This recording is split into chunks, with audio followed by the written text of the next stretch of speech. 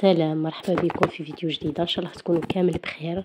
هذا الفيديو راح نشوفوا مشتريات بيان سور اللي يعرفني مليح في لاشين يوتيوب يعرف بلي نشتي بزاف نشري لي برودوي سوان دو فيزاج. دونك هاد الخطره عندي واحد السيد دنيا فارم صافي لونطون ما جبتش من عندهم، دونك حبيت نبدل شويه ونجيب دي برودوي. فوالا جي انبوكسينغ هكا في كارطون، يعني في يومين على حسب ولاية كل وحدة انه يوصلها.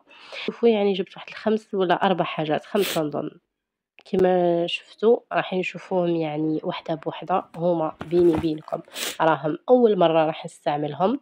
جبت زوج سيوط تاع الوجه، يعني 3 في واحد تاع الوجه وكور وفيزاج في 3 في زوج غسول. جبت بوما لافغ مليح بزاف، وجبت اوسي هادو هما. جبت اوسي هذيك تقشير ميلانو فري بزاف، راهي منتشره، نهضر لكم عليها في فيديو جاي اذا حبيتوا.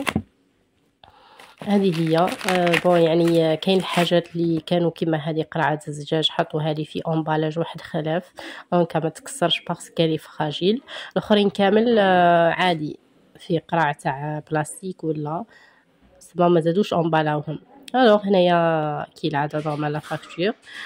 بون اذا حبيتوا كي نبدا نستعملهم سيرتو هذيك لا كريم ميلانو فري 4%.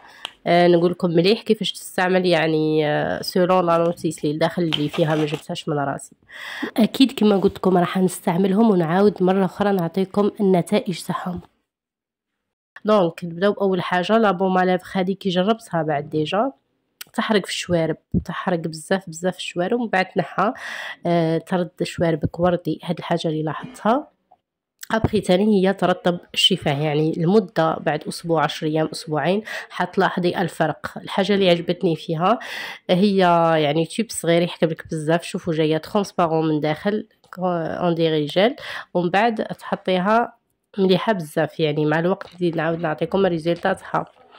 تاني حاجه جبت هذا الزيت تاع سيفورا. لي بري والله ما على بالي، نحط لكم هنا مكتوبين كي نعاود ندير المونتاج. هو زيت خفيف ما يبقاش مزيت كي ديريه بزاف في وجهك، تستعمليه للشعر الكور والوجه. سيفورا ثاني تاع لامبورطاسيون جاي فرونسي. هاد لا مارك لا بروفونسال كنت جبت من عندها منتجات من قبل، كانوا بزاف هايلين وبيو. كانت هاد القرعه الزجاج فيها بزاف، تستعمل توجور للكور وللشعر وللابو. جبت هذاك الغسول وجبت ميلانو فري، يعني الغسول وهاد المقشر تاع 4%. راني جبتهم من نفس يعني لا مارك. دونك اذا حبيتوا فيديوهات بالتفصيل راح ندير لكم في المرات القادمه ان شاء الله.